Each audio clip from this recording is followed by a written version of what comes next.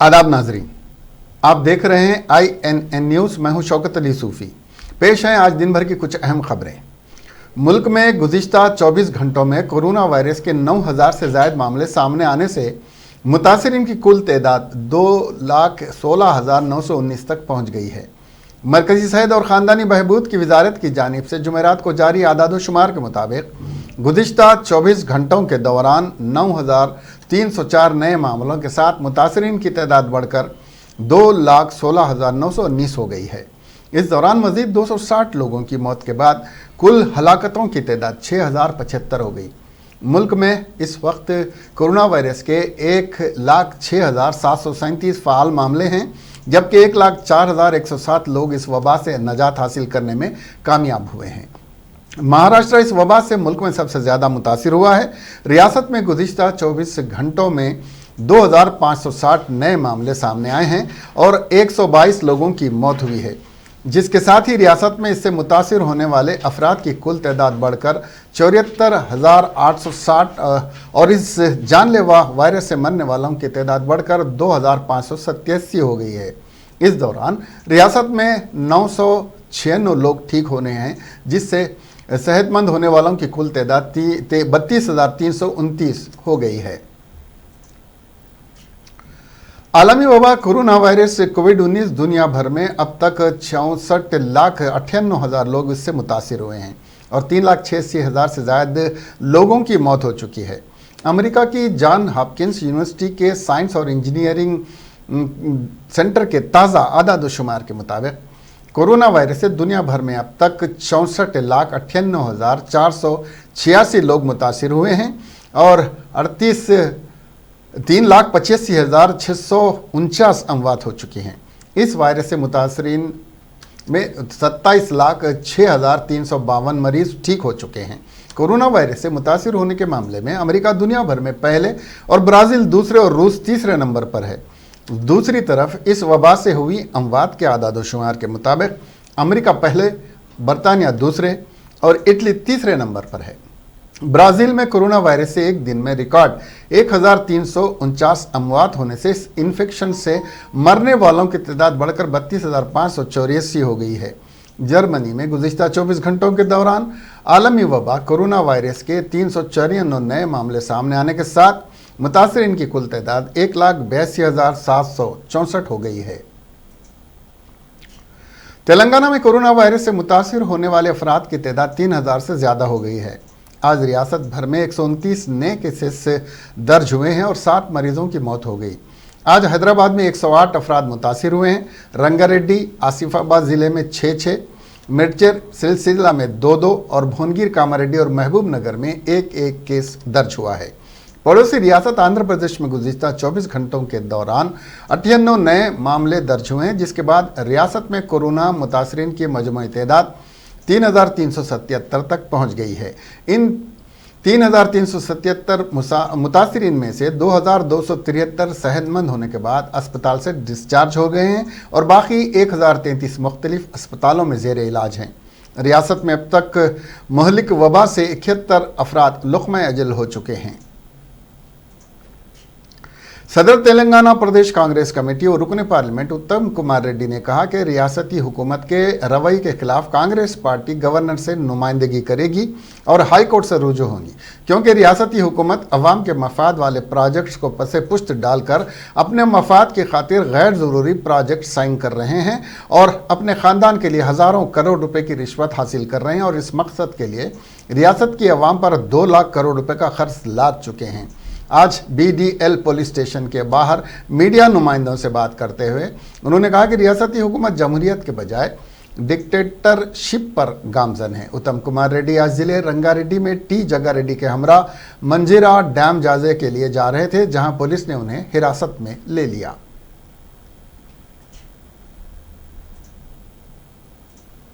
आपने बहुत दफ़ा बोला था कि गोदावरी की पानी लेके इसको भर देंगे, अब उसका काम अभी हुआ नहीं। ये काम उनको याद दिलाने के लिए आज हमने मंजीरा प्रोजेक्ट विजिट रख लिया था। और ये क्या है, इस राष्ट्र में क्या हो रहा है, क्या डिक्टेटरशिप हो रहा है, हमें बोलते हैं कि आप project visit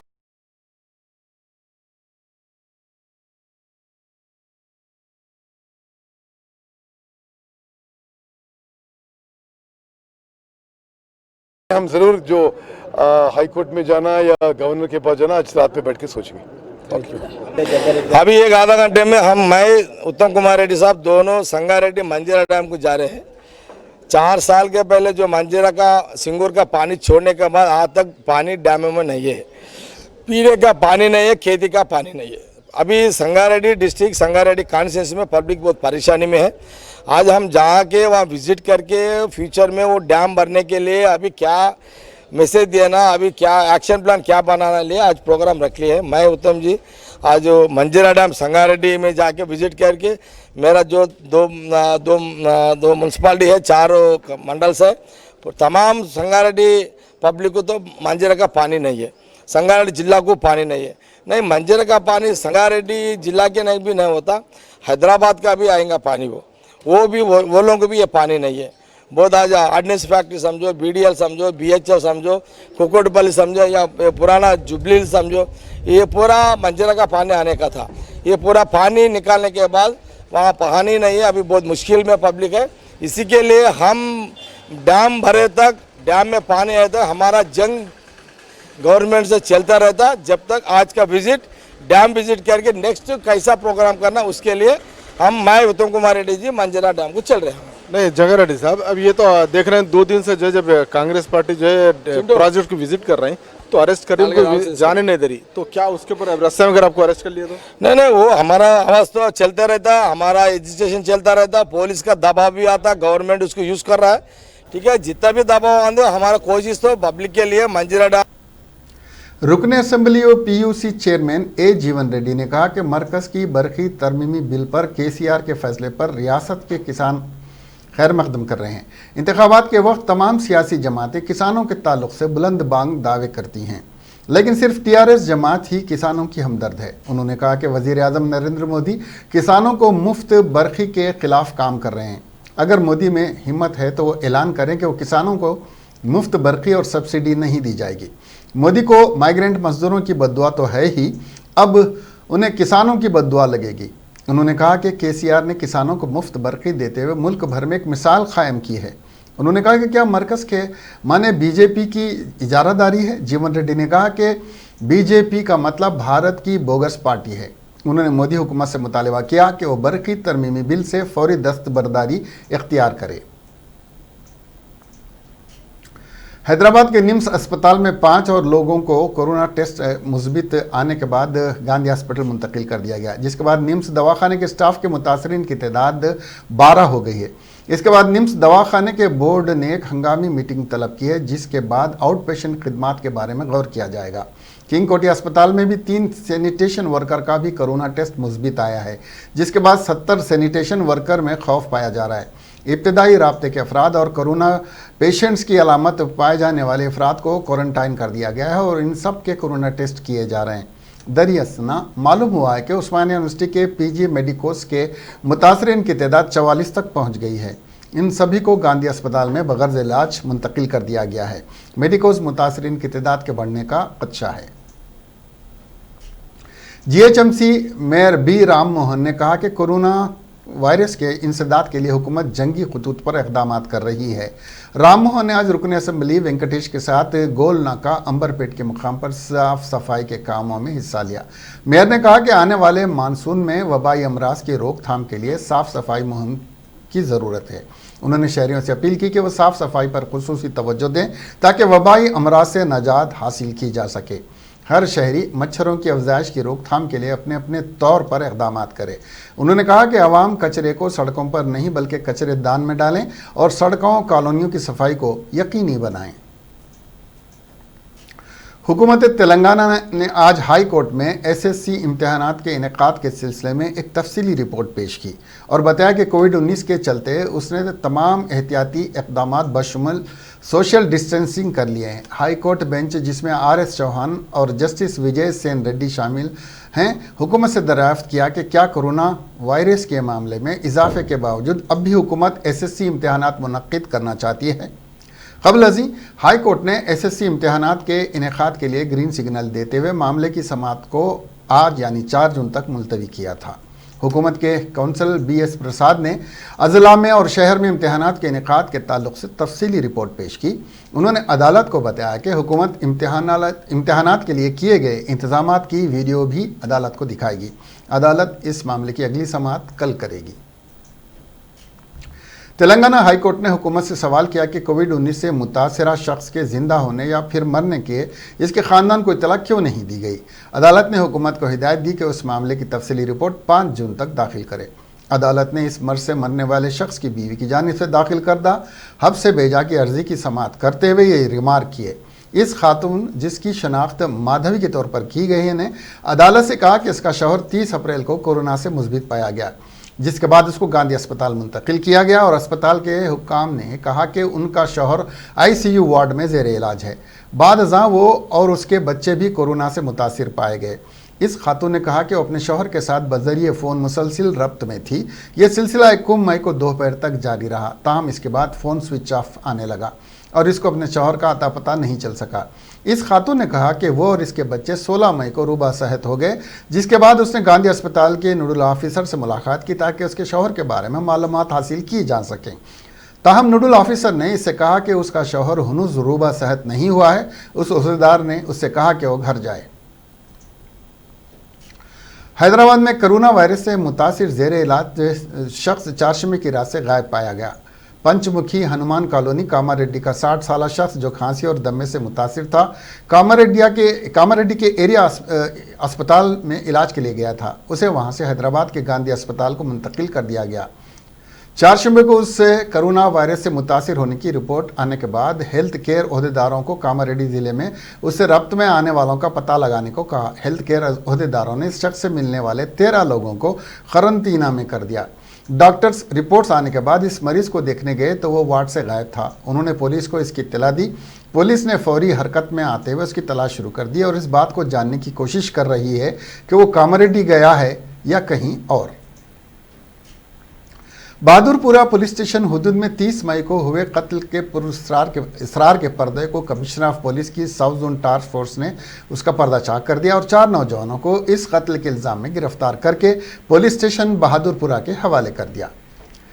inspector commissioner south zone task force S Raghuvendra ने बहादुरपुरा पुलिस की मदद से इन 4 नौजवानों और एक JCL को शेख मोहम्मद के कत्ल के सिलसिले में गिरफ्तार किया।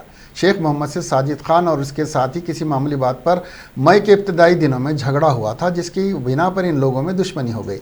इन खातियों में जिनकी शनाख्त मोहम्मद साजिद खान, सैयद सादिक, मोहम्मद अजहर और मोहम्मद बिन खालिद की हैसियत से की गई है, एक BJCL के साथ मिलकर शेख मोहम्मद के कत्ल का मंसूबा बनाया और सुलह सफाई करने की बात करने के बहाने उसे एक सुनसान मुकाम पर ले जाकर कत्ल कर दिया। SSC इम्तिहान तेलंगाना में 8 जून से मुनक्किद होने वाले हैं। इम्तिहानात को मुलतवी करने का मुतालबा करते हुए पेरेंट्स और टीचर्स और स्टूडेंट्स और मैसेजेस की जानिब से हज़ारों मैसेजेस हुकूमत को जारी किए जा रहे हैं और वज़ीर तालीम सबिता इंदिरा रेड्डी को भी रवाना किए गए। ईमेल्स भी भेजे गए। लॉकडाउन 5 में नरमी के बाद कोविड-19 के केसेस में इजाफे के सबब तलबा और सरपरस्तों में तशवीश पाई जा रही है। INN न्यूज़ से बात करते हुए सरपरस्तों ने कहा कि सेहत और इंसानी जान से बढ़कर कोई इम्तिहान नहीं है। 70 दिन के लॉकडाउन के दौरान तलबा और टीचर्स के दरमियान तालीम का वक्फा हुआ है। तलबा इम्तिहान की तैयारी से दूर हैं। कोरोना वायरस के केसेस में इजाफे के सबब वो अपने बच्चों को इम्तिहानी मराकज़ भेजने से खौफज़दा हैं। माहिर सेहत मोहम्मद हैदर ने कहा कि हुकूमत की एहतियाती तदाबीर में ज़रा सी भी गफलत से तलबा में वायरस फैल सकते हैं और हकीकत में काफ़ी ट्रायल हुकूमत के फ़र्क होता है। ऐसी हंगामी सूरत हाल में इम्तिहान न लें तो बेहतर होगा।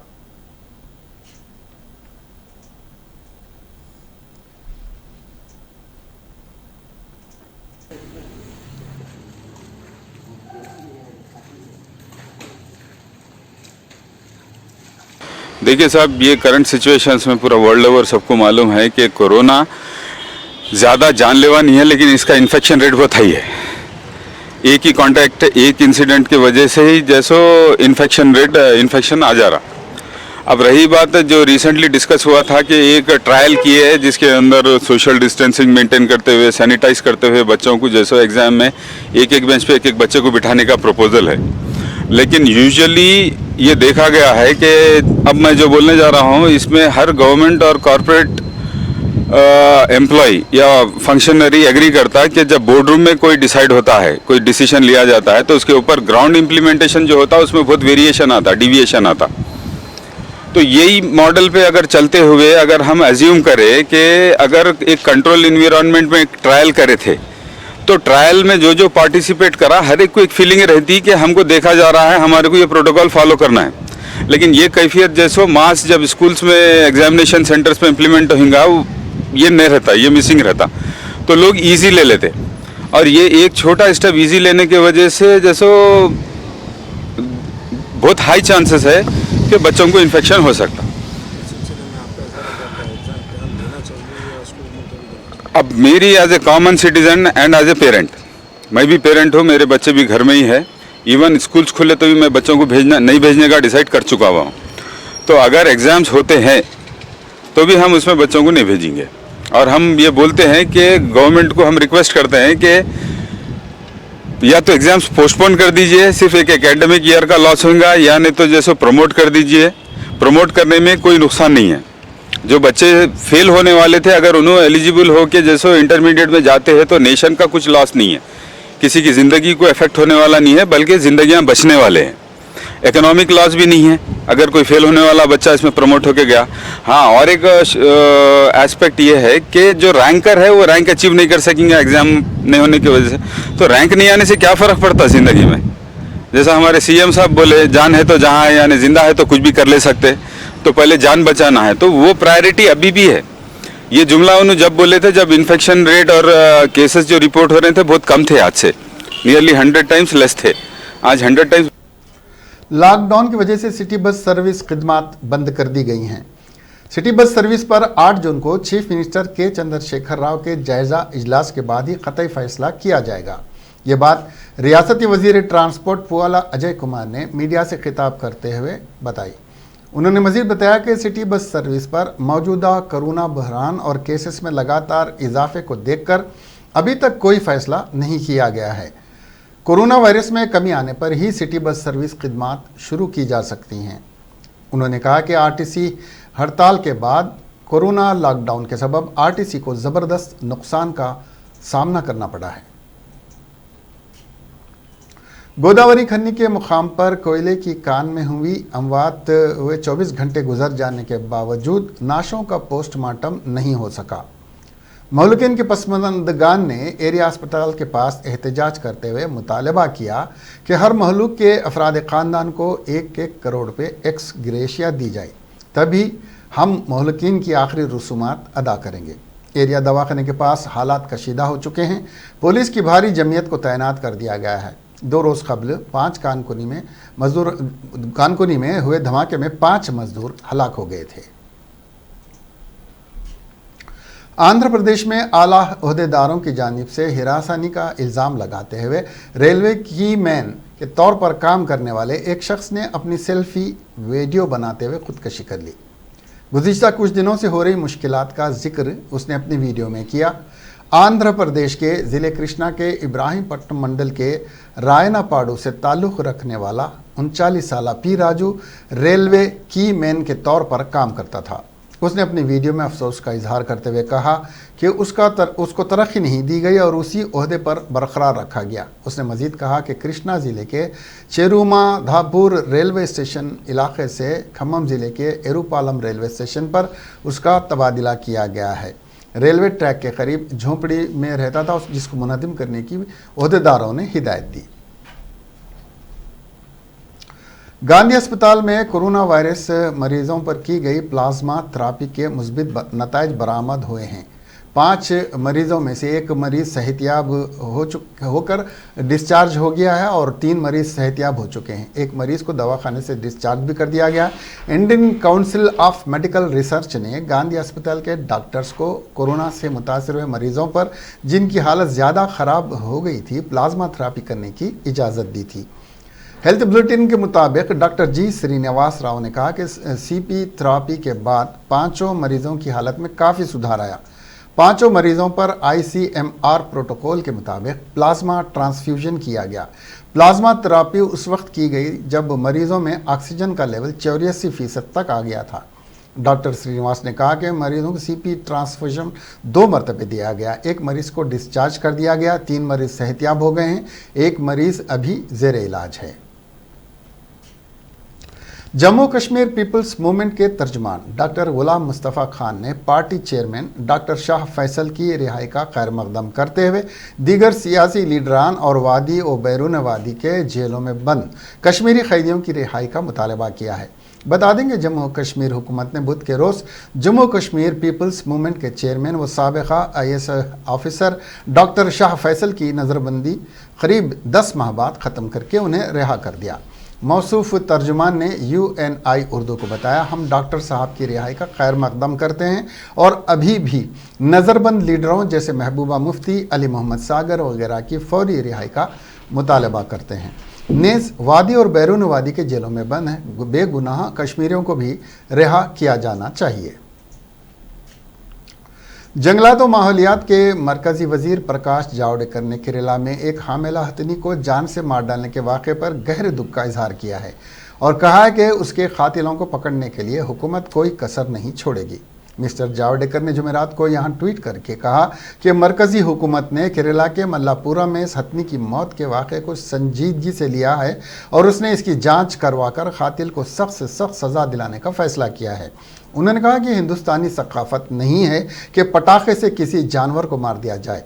गौरतलब है कि इससे हथिनी की मौत की तहक़ीक़ात का फ़ैसला केरला हुकूमत ने किया है और कल से अब तक सोशल मीडिया पर इस वाक़े की काफ़ी मज़म्मत हुई है और लोगों ने इसके मुजरिम लोगों को फौरी तौर पर गिरफ़्तार करने और सख्त से सख्त सज़ा देने का मुतालबा किया है। केरला में एक हामिला हथिनी की दिलखराश मौत की कहानी सोशल मीडिया पर बड़े पैमाने पर गम व गुस्से का इजहार किया जा रहा है। सोशल मीडिया पर इस गैर इंसानी हरकत से लोग सख्त नाराज़ हैं। इसी बीच हैदराबाद से ताल्लुक़ रखने वाले एक शख्स ने इस हथिनी को बेदर्दी से कत्ल करने वाले शर पसंदों का पता बताने वालों को 2 लाख रुपये इनाम देने का ऐलान किया है। BT Srinivas, general secretary of federation of resident welfare association Hyderabad ने अपने ट्विटर हैंडल पर यह ऐलान किया और कहा कि वो अपनी पर्सनल सेविंग में से 2 लाख इनाम उस शख्स को देंगे जो इस हाथी को अनानास के अंदर पटाखा रखकर खिला दिया था, जिसकी वजह से वो 3 दिनों तक ज़ख्मी होकर तड़पती रही और मर गई। ये वाक़या केरला के मल्लापुरम का है। पटाखे से ने इस हाथनी के मुंह में फट गया था, जिससे वो काफ़ी शदीद तौर पर ज़ख्मी हो गई थी।